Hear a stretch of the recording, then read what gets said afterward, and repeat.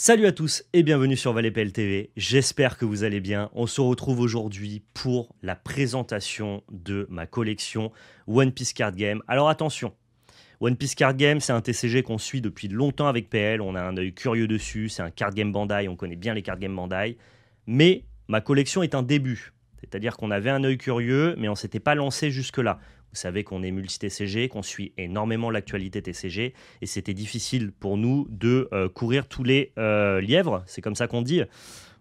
Bon, finalement, on a quand même décidé de se mettre à One Piece parce que très grosse effervescence, communauté sympathique et gameplay attrayant, du fait notamment que tu as un flavor sympa avec le fait de jouer des mécaniques qui peuvent être associées entre guillemets au personnage que tu joues. Donc on a décidé de se mettre au jeu, on vous en parlera prochainement, notamment par le biais des cartes anglaises, mais on a surtout décidé, en tout cas j'ai décidé, de me mettre à la collection par le biais des cartes japonaises. Donc je vais vous montrer quelles sont les différentes raretés que vous pouvez trouver dans la collection des cartes One Piece japonaises, et puis je vais vous montrer les premiers achats que j'ai effectués. C'est pas énorme, hein, il y a des des énormes collectionneurs de One Piece, mais j'ai racheté des cartes qui sont déjà, ma foi, pour un début assez satisfaisantes. C'est le moment de vous abonner à la chaîne, de laisser votre meilleur pouce bleu, de partager dans l'espace commentaire et de nous soutenir en déroulant la description. Vous avez tous nos réseaux sociaux, notamment mon réseau personnel Val_Label-Carte. Je présente toutes mes cartes de collection, j'essaye de faire des posts régulièrement. Donc voilà, peut-être que ça peut vous intéresser de me rejoindre. Vous avez aussi notre site labelcarte.fr sur lequel vous pouvez acheter du Rise TCG, mais aussi du One Piece, carte à l'unité de collection et display OP08 et OP06 disponibles actuellement. Bientôt les précommandes d'ailleurs de Premium Booster. Donc voilà, je vous invite à suivre labelcarte.fr pour vous fournir en One Piece. On a encore quelques displays OP08 qui sont disponibles, si jamais ça vous intéresse bien sûr. Vous pouvez aussi passer par notre lien Ultimate Guard pour protéger vos items de collection, que ce soit avec des sleeves, avec des magnetic card case, avec des classeurs. Voilà, c'est notre partenaire sur l'année 2024. Ils font des accessoires de très bonne qualité et on en vend d'ailleurs aussi sur labelcarte.fr. Donc n'hésitez pas. Si jamais vous voulez passer par notre lien affilié, ça nous soutient bien sûr. On est parti ? Je vais vous montrer déjà toutes les raretés que vous pouvez retrouver sur One Piece et on commence par les cartes les moins rares, c'est-à-dire les communes. Donc vous voyez, là on a l'ami Hawkins, qui est un des supernovas de la pire génération. Et donc on voit les raretés de One Piece juste en bas à droite. J'attends que le focus se fasse et vous allez voir. Voilà, c'est dans le petit carré ici. Vous voyez C, ça veut dire qu'ici on est sur une carte commune. C'est les cartes les moins rares, mais la plupart des gens sur One Piece aiment bien faire les full sets, les master sets. Alors, full set, c'est toutes les cartes de base. Master set, c'est avec les versions alternatives. Puis il y a des gens qui font des master sets, mais avec 4 exemplaires de chacune des cartes, parce que ces gens-là sont fous, tout simplement. Derrière les communes, on a les peu communes, au même titre que Magic, bien évidemment. Je vous montre ici les petites uncommon. Là, je vous ai pris des communes et des uncommon de OP08 parce que je trouve que l'extension est très jolie. Ensuite, on a les rares qui sont la plupart du temps des cartes intéressantes pour le gameplay. Alors en japonais, vous n'allez pas pouvoir jouer, hein, il faut des cartes anglaises pour jouer. Mais pour collectionner, c'est évidemment un peu plus abordable sur les petites cartes, pas forcément sur les grosses. C'est juste plus joli. Je vous montre ici le petit R. Voilà. Ensuite, on arrive directement sur les SR. Les SR, elles sont magnifiques, elles ont une frame qui est bien particulière, je trouve, avec un contour qui est vraiment très joli, quelques striures comme ça qui les rendent vraiment très très jolies. Je vais les sortir de leur pochette pour que vous ayez un meilleur visuel. Ça marche très très bien à la lumière et ça permet de pimper vos decks naturellement parce que toutes les SR sont dans cette version-là. Les card game Bandai, ils ont un peu leur propre manière de fonctionner. C'est pas comme Magic où vous avez des versions skinnées et rares et brillantes de chacune de vos cartes. Là non, en fait, en fonction de l'augmentation de la rareté, vous avez des cartes qui brillent plus. Donc si jamais vous voulez jouer ce Jinbei parce qu'il est bien dans votre deck, il sera tout le temps en version foil comme ça. Et ça fait que vos decks de jeu, ils sont pas besoin de les pimper en fait, naturellement très jolis. Je vous montre ici donc du coup la rareté SR.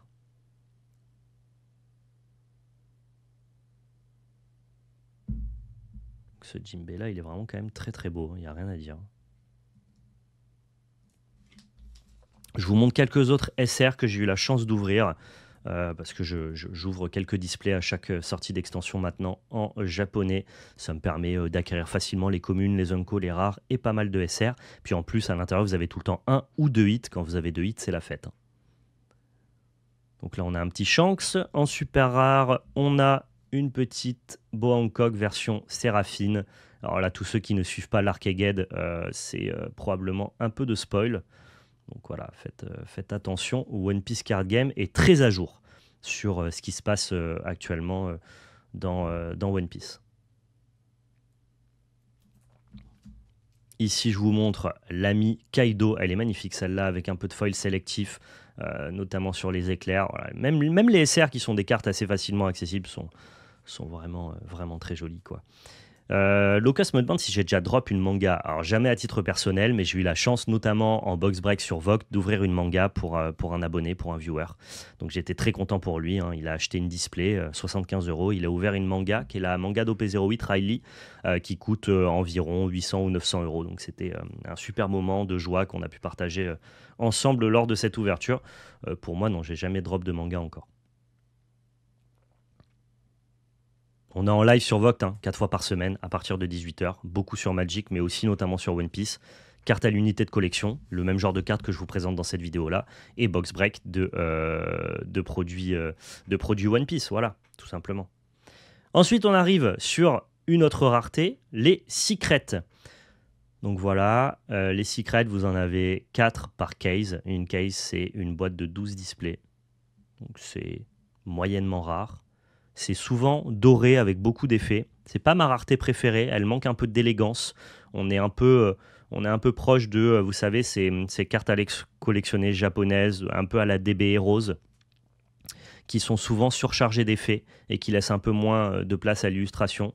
Il faut quand même par contre reconnaître à One Piece quelque chose d'assez intéressant, c'est qu'on n'est pas sur des screens de l'animé. On est sur des cartes qui ont tous un illustrateur, qui ont donc du coup participé à faire l'illustration. Et pour tous ceux qui sont fans d'art, ça peut poser problème, notamment les jeux Dragon Ball qui n'ont pas d'illustrateur. On reprend juste des screens où on fait des redesigns de l'animé ou du manga. Ici, voilà, on a des illustrateurs qui ont des styles très marqués et chaque carte a sa propre illustration. On a ensuite les parallèles. Les parallèles, c'est des versions alternatives des rares ou des SR qui viennent sublimer vos cartes de jeu ou alors faire de magnifiques cartes de collection. Ici, on a la parallèle rare de Trafalgar Law.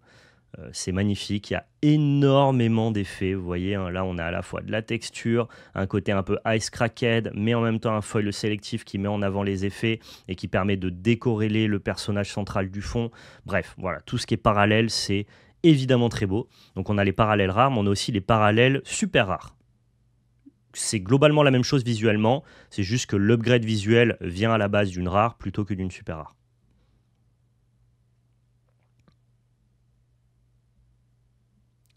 Ça, en classeur, c'est magnifique.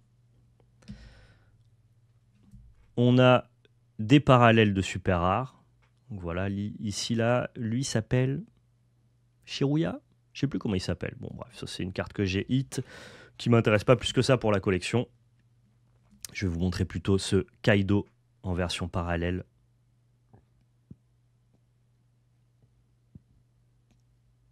Voilà, c'est très très joli, hein. Différentes textures sur le personnage, beaucoup d'effets de brillance. Et typiquement, pour pouvoir illustrer un petit peu mes propos, en fait, ça c'est la version SR de base, et ça c'est sa version parallèle. Donc si jamais vous voulez pimper vos decks ou alors collectionner, c'est vers ce genre de carte-là que vous allez vous diriger.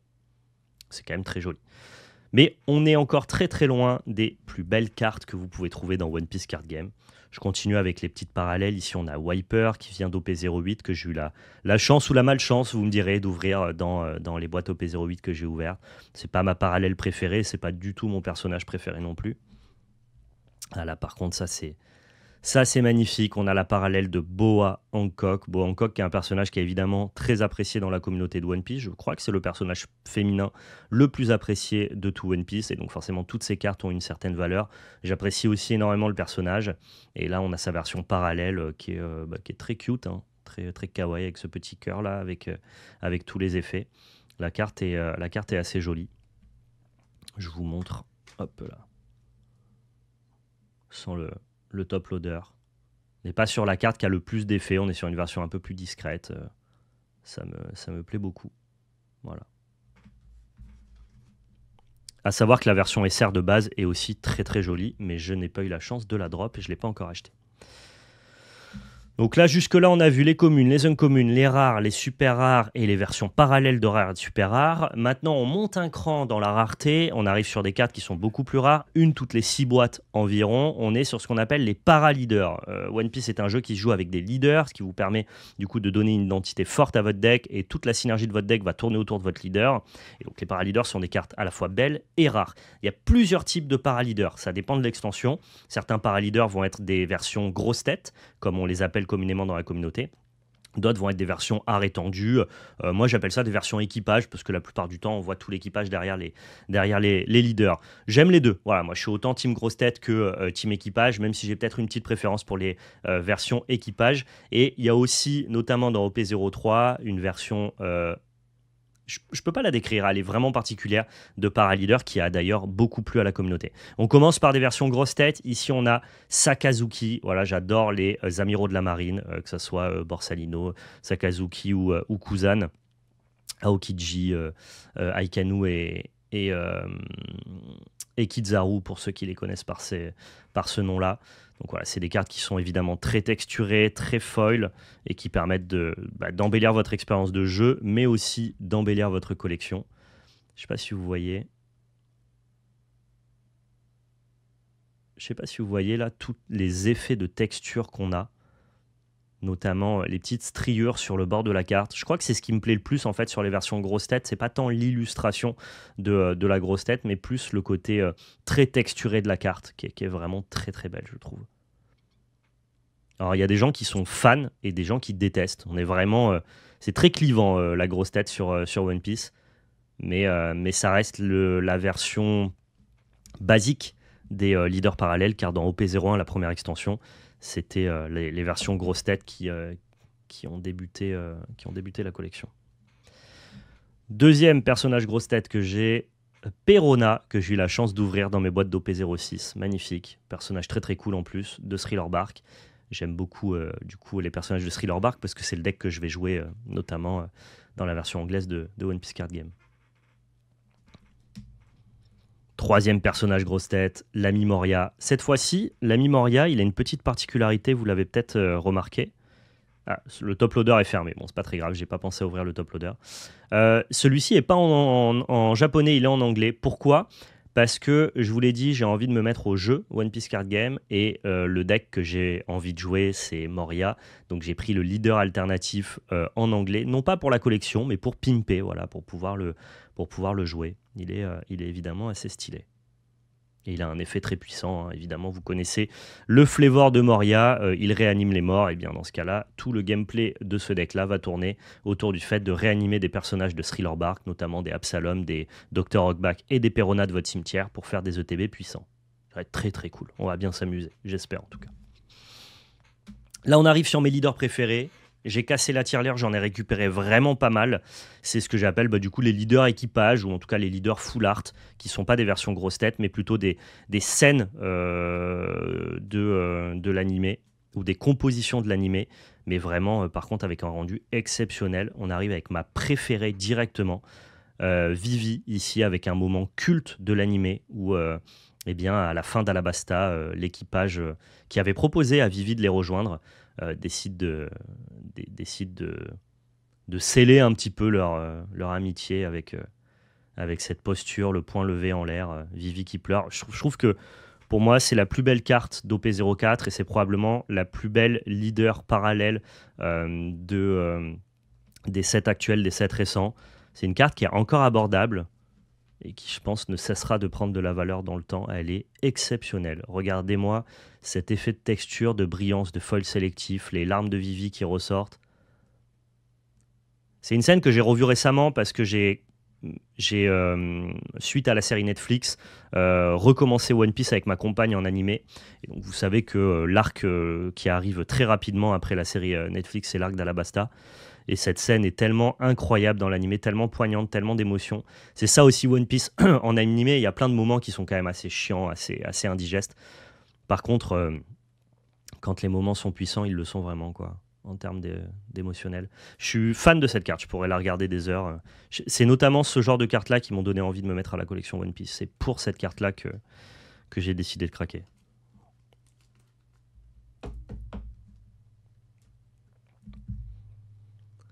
Ici, on a le même genre de carte, mais avec Doflamingo et son équipage. Doflamingo, le personnage est tellement cool.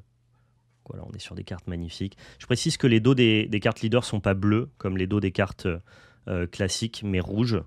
Voilà, parce que c'est des cartes qui ne sont pas dans votre deck, mais qui sont en dehors de votre deck, un peu comme votre commandant, duel commander, hein, pour les magiciens. Magnifique, cette carte-là de Doflamingo. Le personnage est trop cool. Un de mes personnages préférés de One Piece, Crocodile, comme beaucoup, hein, j'adore le personnage. Pareil, beaucoup d'effets de texture, de foil sélectif. Je vais vous sortir la carte, histoire que vous voyez peut-être un peu mieux en dehors du top loader.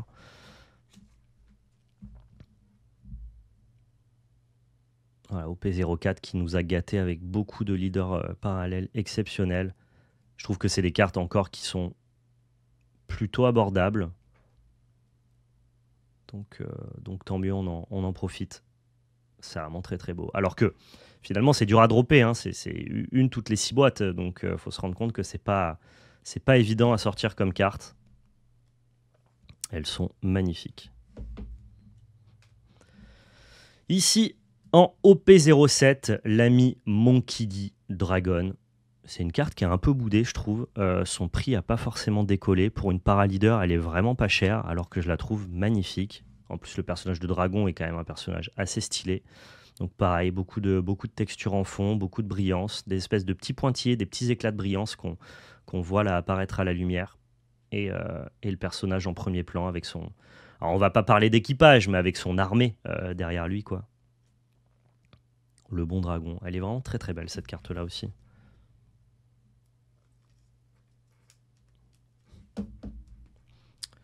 Une des autres masterclass de OP7, parce qu'OP7, en termes de paraleader, c'est une masterclass entre Dragon, ici Bonnie et la prochaine que je vais vous montrer juste après. OP7, c'est vraiment très stylé. On n'en a plus, malheureusement, tout a été vendu sur labellecarte.fr, mais il nous reste de l'OP6 et surtout de l'OP08, si jamais ça vous intéresse, bien sûr, le lien est en description. Et là, on a la deuxième plus jolie paraleader, je trouve, de OP7, qui commence à valoir son petit pesant de cacahuètes, évidemment, mais c'est bien normal, la carte est exceptionnelle. Bonnie avec Kuma en fond. Pour tous ceux qui suivent un petit peu One Piece actuellement, vous savez pourquoi on voit Kuma derrière, et ça rend la carte encore plus exceptionnelle. Donc vraiment, vraiment très stylé.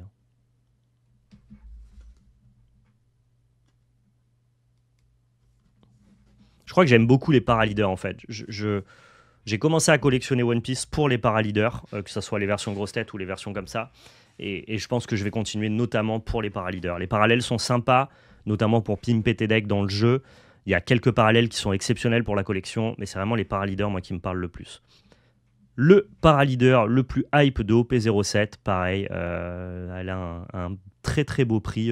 Si tu ouvres cette carte-là, tu rembourses ta boîte instantanément. Énormément de travail de texture encore, là vous pouvez le voir. Boa Hancock avec notamment son équipage, des Amazones. Et je pense que c'est effectivement la plus belle carte du set OP07. Elle est fantastique. Regardez-moi ça. Et à la lumière, en fait, vous voyez comme tout scintille. Ouais, là vous voyez bien, en fait. La carte est riche, en fait, parce que l'illustration est magnifique, la texture est folle, mais en plus, la brillance se révèle dès que tu commences à jouer un petit peu avec. Et c'est ça la force des cartes One Piece. Et c'est pour ça que j'ai vraiment envie de collectionner cet TCG-là, parce que je trouve que le travail de Bandai sur ces cartes-là est incroyable. Il faut savoir dire quand les choses sont bien faites. Et les choses sont particulièrement bien faites ici. C'est subtil, c'est beaucoup plus subtil, ce que je peux reprocher notamment au Secret, c'est beaucoup plus subtil qu'un personnage avec plein d'effets de dorure comme ça. Là, on est sur quelque chose qui est vraiment, je trouve, plus esthétique, plus récompensant. Quand tu poses ton regard sur cette carte-là, tu as plus de choses à découvrir, tu as plus de choses qui se révèlent que sur les versions Secret. Donc ouais, bon, Hancock, exceptionnel. Je préfère Vivi, mais c'est ma deuxième leader parallèle alternative préférée. Je dis parallèle et alternative, c'est la même chose. Dernier type de paraleader que vous pouvez retrouver seulement sur OP03. Il n'y a pas eu encore de nouveaux leaders parallèles de ce type-là. C'est les leaders parallèles fond blanc. Voilà, je ne sais pas comment vous les appelez. Donc là, moi, j'ai pris Arlong parce que je le trouve magnifique. J'aime beaucoup le personnage. Et là, pareil, on a une espèce de brillance qui est quand même fantastique, quoi. Voilà. Et donc là, je vous montre Arlong avec ce bleu comme ça, là, qui est presque, qui change, hein, qui passe du bleu au vert en fonction de la lumière. Avec ce crayonné, ce Arlong qui est un petit peu en effet crayonné comme ça, en noir et blanc, mais qui est sublimé par les couleurs. Ouais, je trouve ces leaders-là magnifiques. Et vous voyez peut-être en fond, mais il y a de la texture dans le fond blanc, notamment avec des petits éclats comme ça, qui donnent du relief à la carte. Ouais, ça, pareil, c'est... pareil, hein, tout le côté est strié comme sur les leaders grosses têtes. Ça, c'est un travail de fou. Il faut se rendre compte, la qualité d'impression de Bandai pour sortir des cartes comme celle-là, c'est quand même grandiose, hein, vraiment. Et puis, c'est une prise de risque, parce que ça reste une DA qui est très particulière. C'est un fond blanc avec un perso noir et blanc qui a un code couleur monocouleur. Tu vois, tout le monde n'est pas forcément...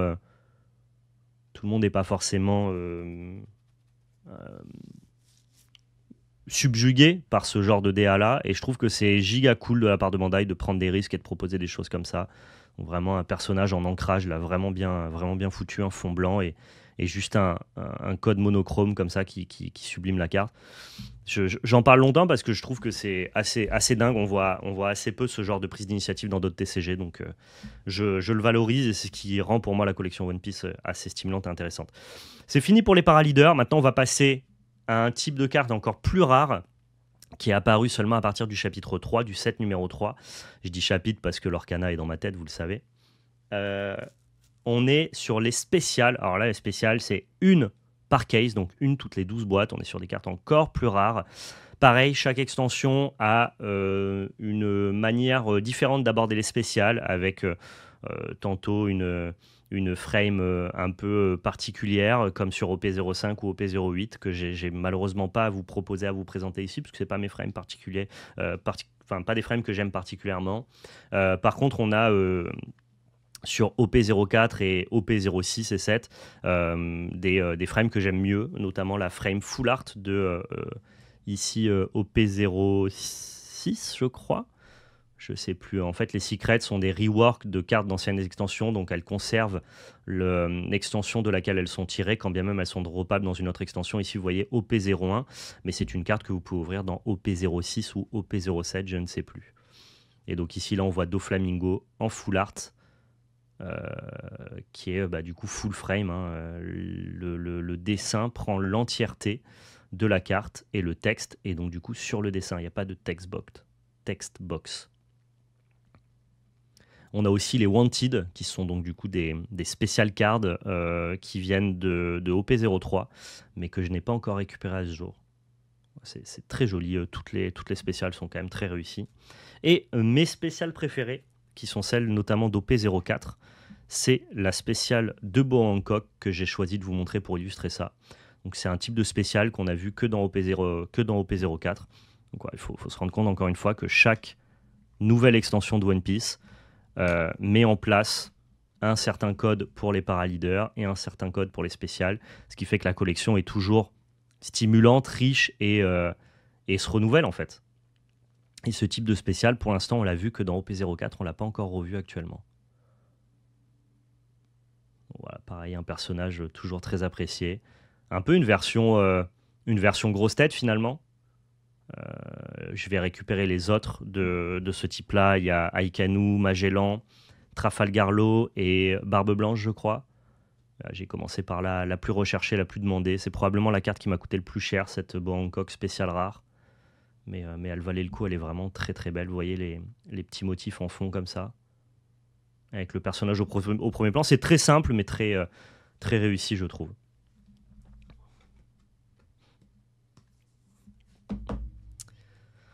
C'est la fin de mes achats One Piece Card Game. Vous voyez, j'ai quand même bien travaillé hein, pour récupérer toutes ces cartes-là. C'est déjà pas donné. C'est pas mal de cartes qui ont une belle valeur. Alors, c'est un mix de ce que j'ai ouvert et de ce que j'ai acheté.